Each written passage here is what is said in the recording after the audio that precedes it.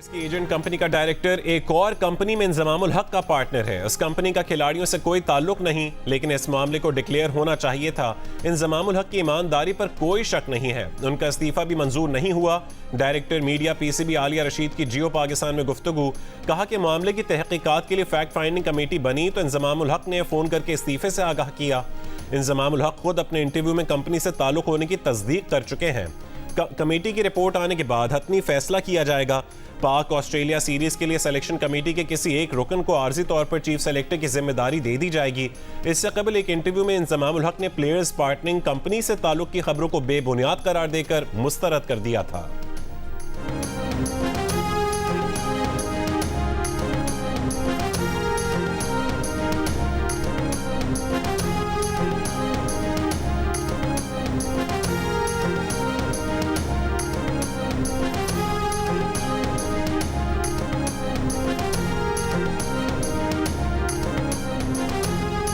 क्योंकि आगे हमारा ऑस्ट्रेलिया के साथ सीरीज है पाकिस्तान की, और उसके लिए उससे पहले टीम अनाउंस होनी है, फिर कैंप लगना है, तो उसकी वजह से गालिबन जो हमारी ऑलरेडी एग्जिस्ट करती है सिलेक्शन कमेटी, जिसमें तौसीफ अहमद भी शामिल हैं, तो इनमें से किसी एक को ये जिम्मेदारी फॉर द टाइम बिंग दे दी जाएगी। क्रिकेट वर्ल्ड कप में सेमीफाइनल की दौड़ में शामिल टीमों के लिए अहम मैच आज ऑस्ट्रेलिया और अफगानिस्तान के दरमियान खेला जाएगा। ऑस्ट्रेलिया जीता तो सेमीफाइनल में जगह पक्की, अफगानिस्तान जीता तो उसकी सेमीफाइनल की उम्मीदें मजीद रोशन हो जाएंगी। मेगा इवेंट की फाइनल 4 टीमों में भारत और जनूबी अफ्रीका तो पहुंच चुके हैं। ऑस्ट्रेलिया की भी तीसरी पोजीशन के लिए पोजीशन मुस्तहकम है। पाकिस्तान, न्यूजीलैंड और अफगानिस्तान में चौथी पोजीशन के लिए कशमकश जारी है।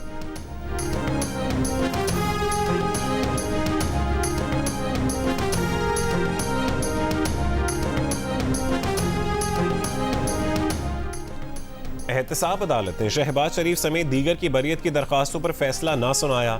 जज ने रिमार्क्स दिए कि सुप्रीम कोर्ट ने एहतसाब अदालतों को हतमी फैसला करने से रोक रखा है। नायब वकील बोले, ये केस मेरिट पर सुना गया है, सुप्रीम कोर्ट का फैसला इस केस पर असरअंदाज नहीं। आशियाना इकबाल रेफरेंस में बरियत की दरखास्तों पर मजीद मुआवरत मांग ली। अदालत की सुप्रीम कोर्ट के फैसले की कॉपी पेश करने की हिदायत, समाअत कुछ देर के लिए मुलतवी कर दी गई।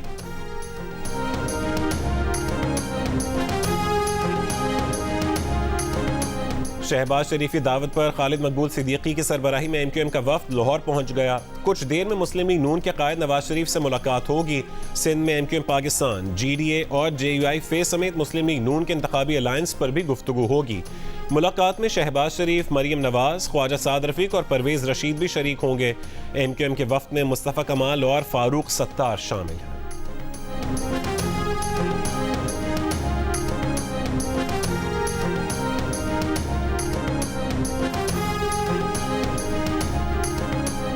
इंतखाबी तैयारियों के लिए आसिफ अली जरदारी ने भी कमर कस ली। साबिक सदर आज घोटकी के इलाके खानगढ़ पहुंचेंगे। जलसे के लिए गौहर पैलेस में पिंडाल सज गया।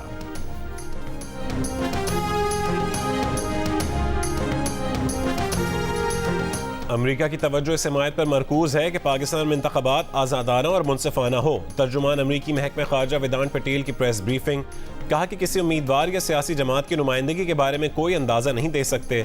उम्मीदवार और सियासी जमात की नुमाइंदगी के मुतालिक फैसला पाकिस्तानी अवाम को करना है। ये यकीनी बनाया जाए कि इंतखाबात पाकिस्तानी अवाम के फ़ायदे के लिए हों।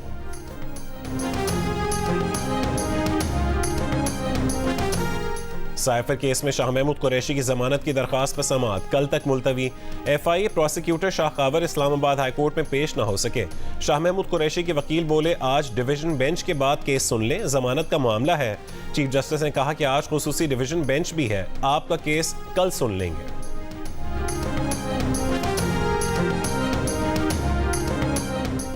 रुपए के मुकाबले में डॉलर की कदर में इजाफे का सिलसिला जारी। इंटरबैंक में ₹1.21 इजाफे के बाद डॉलर का भाव ₹286.50 तक पहुंच गया। पाकिस्तान स्टॉक एक्सचेंज में मुस्बत रुझान। कारोबार के दौरान 100 इंडेक्स में 400 से ज्यादा पॉइंट्स का इजाफा। 100 इंडेक्स 54,000 पॉइंट्स की सतह उबूर कर गया।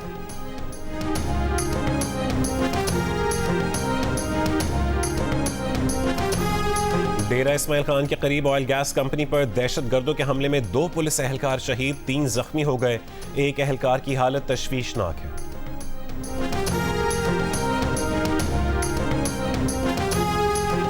पाकिस्तान से 25,000 अफगानों की बेदखली रोकने के लिए अमरीकी हुकूमत के पाकिस्तानी हुकाम से राबते। इस्लामाबाद में अमरीकी सफारतखाने ने इन 25,000 अफगान बाशिंदों के तहफ़्फ़ुज़ के लिए हॉटलाइन कायम कर दी। शनाख्त के लिए खतूत भी जारी। ये वो लोग हैं जो काबुल में तालिबान के बरसर इक़्तिदार आने से कुछ अर्सा कबल या बाद अफगानिस्तान छोड़कर पनाह के लिए पाकिस्तान मुंतकिल हो गए थे। अमरीकी सफारतखाने के बयान में कहा गया कि ये 25,000 अफगान बाशिंदे अमरीकी इमिग्रेशन और वहाँ बहाली के मुस्तहक हैं, जिनकी सलामती और दोबारा बहाली पाकिस्तान और अमरीका दोनों के मफाद में है। इन अफराद से मुतालिक हुकूमत पाकिस्तान से एक फहरिस्त भी शेयर कर दी गई है।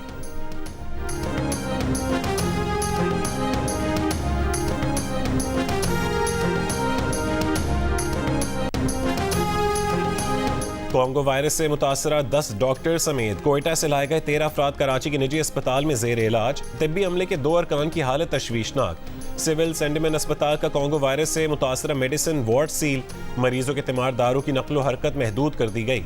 मरीजों की अयादत पर पाबंदी आए। बलोचिस्तान में अब तक कोंगो वायरस के 44 केसेस रिपोर्ट हुए हैं। डॉक्टर समेत 18 अफराद इंतकाल कर चुके। सूबे में हेल्थ इमरजेंसी नाफिज।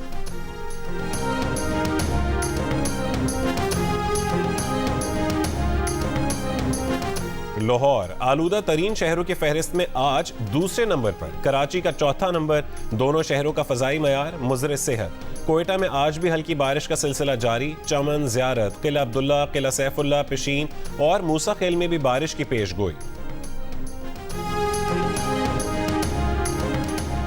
गजा के नसर मेडिकल कॉम्प्लेक्स में इसराइली हमला। अल-कुद्स और कमाल अदवान अस्पताल के नज़दीक भी फ़ज़ाई हमले।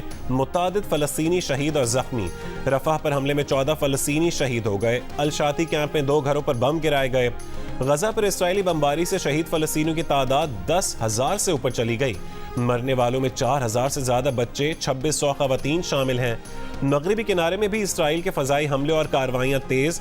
तुलकरम में एक घर पर ड्रोन से हमला। कार सवार फ़लस्तीनियों पर इंतहाई नज़दीक से फायरिंग। 24 घंटों में मगरबी किनारे में 10 फ़लस्तीनियों का कत्ल। गजा में लाइव कवरेज के दौरान इसराइली मिसाइल कतर टीवी के ब्यूरो चीफ और रिपोर्टर्स के नज़दीक गिरा। सहाफ़ी बच गए।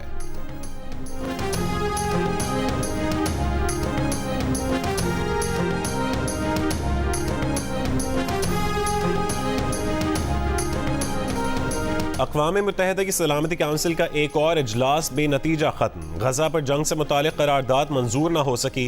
2 घंटे के बंद कमरा इजलास में भी इख्तलाफात खत्म न हो सके।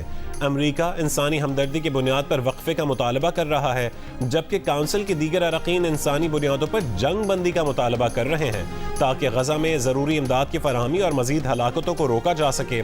अक़वाम मुत्तहिदा में फ़लस्तीनी नुमाइंदे ने अमरीका को सीज़ फायर मुआहदे में रुकावट करार दे दिया।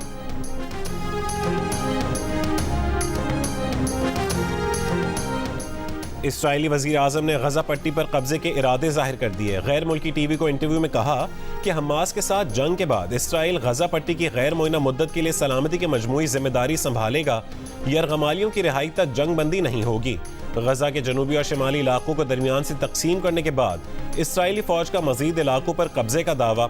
फ़लस्तीनी मज़ाहमतकारों से झड़पें जारी। हमास का लेबनान से इसराइली शहर हैफा पर 16 रॉकेटों से हमला। तर्जुमान इसराइली फौज का कहना है कि इसराइली फ़ज़ाइया मशरिक़ वस्ता में किसी भी मकाम पर बमबारी कर सकती है।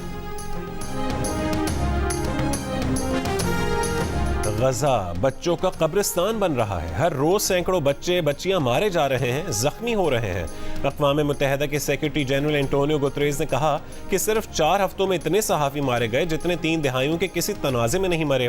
अक़वाम मुत्तहिदा के इमदादी कारकुन इतने ज़्यादा किसी और तनाज़े में नहीं मारे गए। सिर्फ रफ़ह क्रॉसिंग का रास्ता गजा में इमदाद पहुँचाने के लिए काफ़ी नहीं है। गजा में दीगर इमदाद के साथ ईंधन की फराहमी भी की जाए।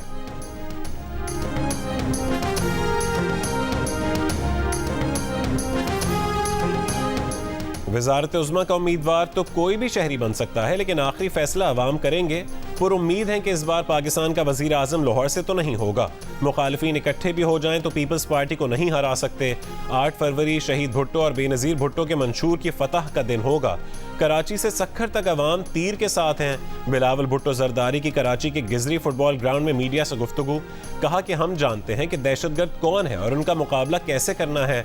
हम नेशनल एक्शन प्लान पर अमल दरामद करेंगे और दहशतगर्दी का मसला हल करेंगे। सदर आरिफ अलवी के गैर आईनी इक़दामात पर उनका ट्रायल होना चाहिए।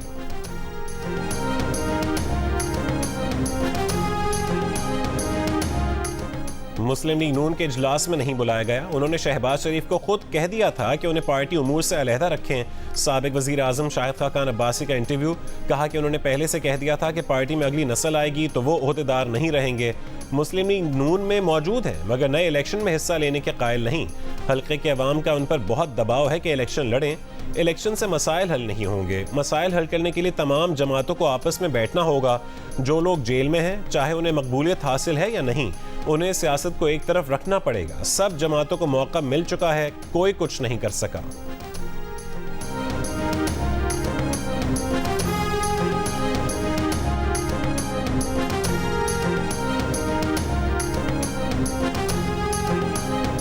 खैबर के इलाके तीरा में सिक्योरिटी फोर्सेस का खुफिया इत्तला पर ऑपरेशन, 3 दहशतगर्द हलाक, 3 जख्मी।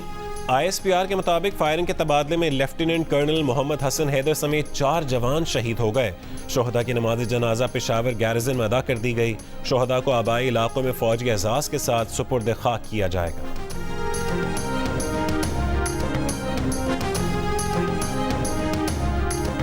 भारतीय वजीर आजम नरेंद्र मोदी की इंतखाबी मुहिम के दौरान बरहना साधु के सामने माथा टेकने की तस्वीर सोशल मीडिया पर मौजूद बहस बन गई।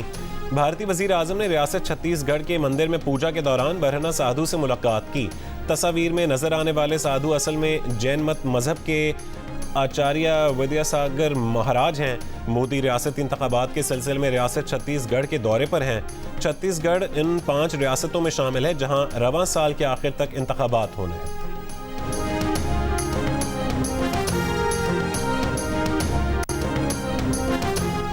गजा में जंगबंदी के लिए न्यूयॉर्क सिटी में सैकड़ों अमरीकी यहूदियों ने एहतजाजन मुजस्समा आज़ादी पर कब्जा कर लिया। गजा में शहरियों की नस्लकुशी बंद करने का मुतालबा, फ़लस्तीनियों की नस्लकुशी बंद करने का भी मुतालबा। इसराइल के लिए बहरी जहाज़ पर हथियार भिजवाए जाने की इत्तला। अमरीकी शहर सियाटल में इंसानी हुकूक कारकुनों ने बंदरगाह का रास्ता बंद कर दिया।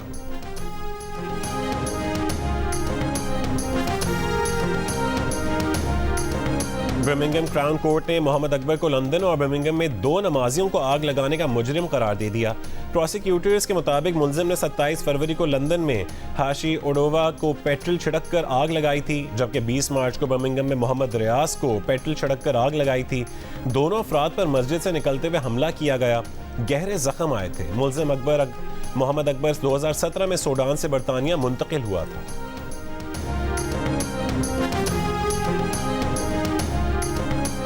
क्रिकेट वर्ल्ड कप में इंग्लैंड के खिलाफ अहम तरीन मैच खेलने के लिए पाकिस्तान क्रिकेट टीम कोलकाता में मौजूद। खिलाड़ियों ने आराम कर लिया, आज ट्रेनिंग करेंगे। सेमीफाइनल तक रसाई के लिए पाकिस्तान को अच्छे मार्जिन से जीत दरकार होगी। पाकिस्तान और इंग्लैंड के दरमियान मैच हफ्ते को ईडन गार्डन्स में होगा। पाकिस्तान क्रिकेट टीम के फास्ट बॉलर हारिस रऊफ की पसली में खिंचाव। कोलकाता के मकामी होटल में हारिस रऊफ का टेस्ट। न्यूजीलैंड के खिलाफ मैच में हारिस रऊफ ग्राउंड से बाहर चले गए थे।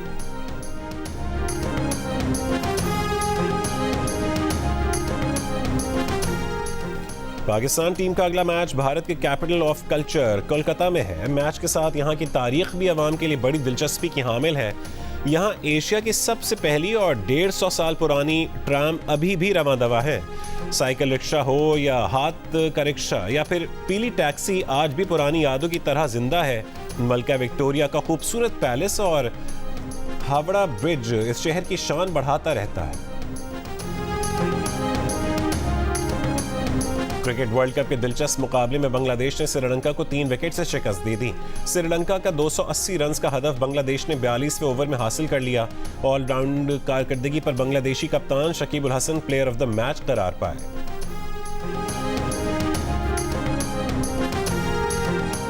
क्रिकेट की तारीख में पहली मर्तबा खिलाड़ी टाइम्ड आउट करार। नई दिल्ली में श्रीलंका और बांग्लादेश के दरमियान वर्ल्ड कप के मैच में श्रीलंका के बैटर एंजेलो मैथ्यूज अपनी पहली गेंद खेलने के लिए मुकर्रर वक्त में तैयार नहीं हो सके।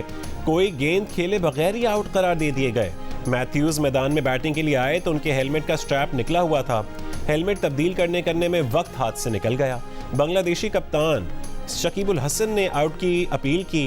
अंपायर्स ने एंजेलो मैथ्यूज को टाइम्ड आउट करार दे दिया। आईसीसी के कानून के मुताबिक नए आने वाले बैटर को 2 मिनट के अंदर अंदर पहली गेंद का सामना करना लाजिम है।